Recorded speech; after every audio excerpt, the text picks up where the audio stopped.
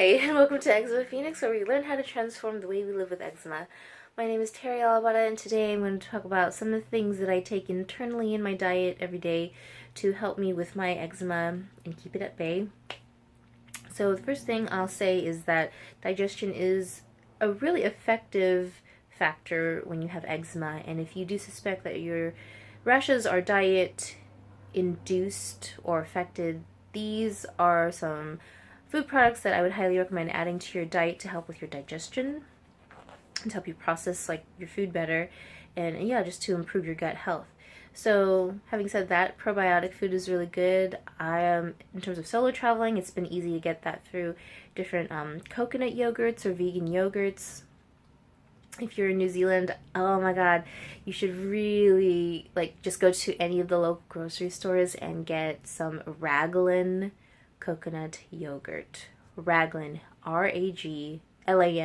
It's a place. I think it's a city or town in New Zealand, and I mean, they've got to be doing something special to their coconuts. They must serenade their coconuts. If you believe that water is affected by how you speak to it, your emotions and your intentions towards it.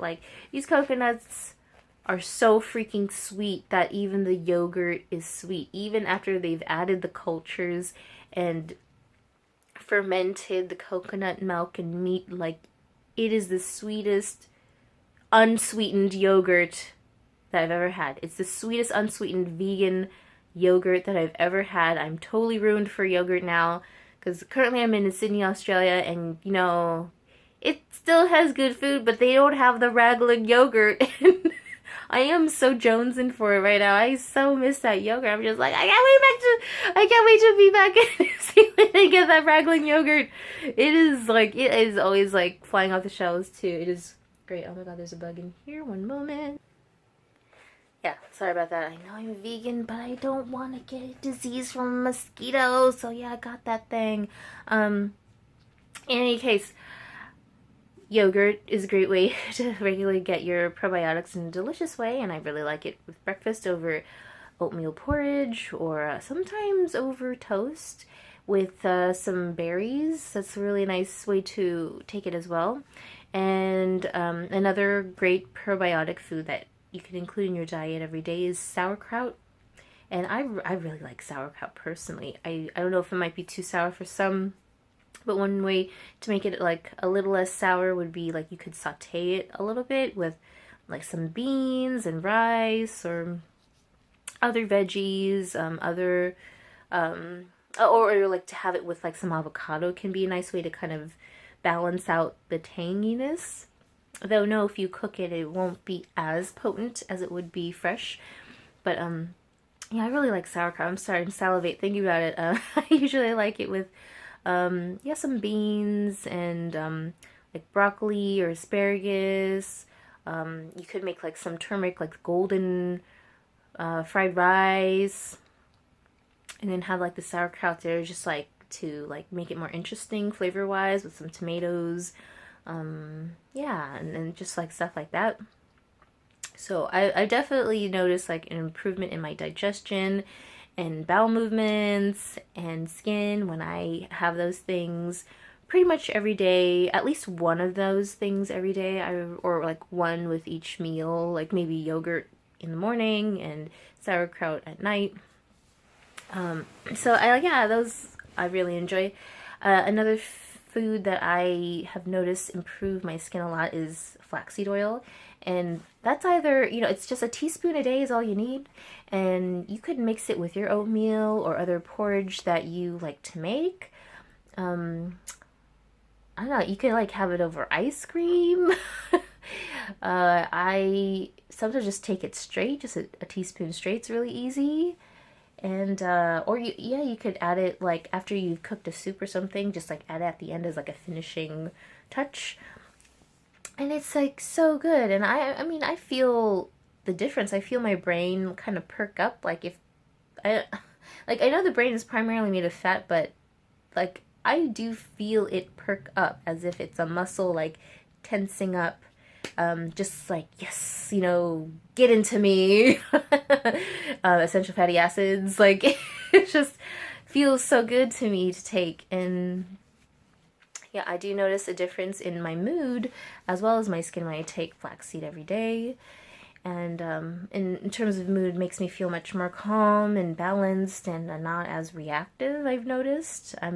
It's just, it could be just a correlation, may not necessarily be a cause, but it is a pretty prevalent correlation in my life. So I take it as a pattern, and it's been consistent. Excuse me. So I definitely recommend that.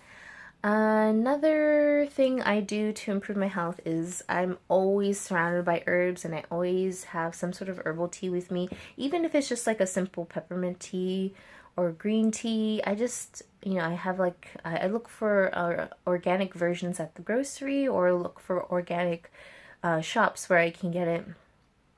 And my favorites to take would be chamomile, peppermint, marshmallow root, if I can find a shop that sells herbs as well, and some of the organic, and a fair amount of the organic shops in the South Pacific will include dried bulk herbs in part of their offerings that they sell. Dandelion leaf and dandelion root, and then aside from that, other herbs I like to take with my meals are ginger root. And I will sometimes actually just chop it up and put it into a stew or a sauce for a rice dish or a noodle dish. Garlic, of course, antiviral, antibacterial, antimicrobial, very good for gut health and skin health, as well as just your immunity in general. And also with ginger root, I will take that as a tea as well. I'll just slice up maybe 5 to 10 slices, depending on just how I'm feeling. If I'm feeling stuffy or congested or cold, I'll tend to go towards around 10 slices, 10 quarter-inch slices of ginger root. I will put it to a boil and simmer it for at least 10 minutes or so. I mean, I guess you could go with 5 too, but the longer the stronger, and I like it strong. And then you can just strain out the root and drink it straight, or add maybe a little milk of your choice, preferably a plant-based milk, because just dairy is very congesting, and then that kind of backs up your digestive system and your bowels, and that can lead to more inflammation in your skin. And so yeah, I might do coconut milk or almond milk, and it's so good. And sometimes I just even have it straight without any milk too, though. But I mentioned the milk in case the spiciness of the ginger might be too strong for some. But it alone is really great for circulation, digestion, lymphatic movement, immunity, and I find that just really helpful just to keep things moving and flowing really well, and that's always good for the skin when you can keep the blood and the lymph fluids moving evenly. You don't let things get stuck or stagnant, and then possibly have areas where the stagnation accumulates become acne or a flare-up. That's been my experience as well. I definitely could improve my exercise game, which would also improve my circulation, but I am working on that, and in the meantime I have ginger root. So those are things I do, the things that I eat to improve my overall health as well as my skin's health, and to prevent flare-ups or to ease flare-ups. I hope that you found this interesting and useful, and that you try them out. If you try any of these out and have any kind of feedback or certain experiences, I'd love to hear about it. Just curious if any of these are universal truths or just my truths. But I won't know until I learn from you, or just other people who try the same things. So thank you for watching. Feel free to comment with any questions or feedback, like this video if you enjoyed watching this, and subscribe if you'd like to see more content around traveling with eczema and living with eczema. Thank you for watching, and I'll see you next time. Bye!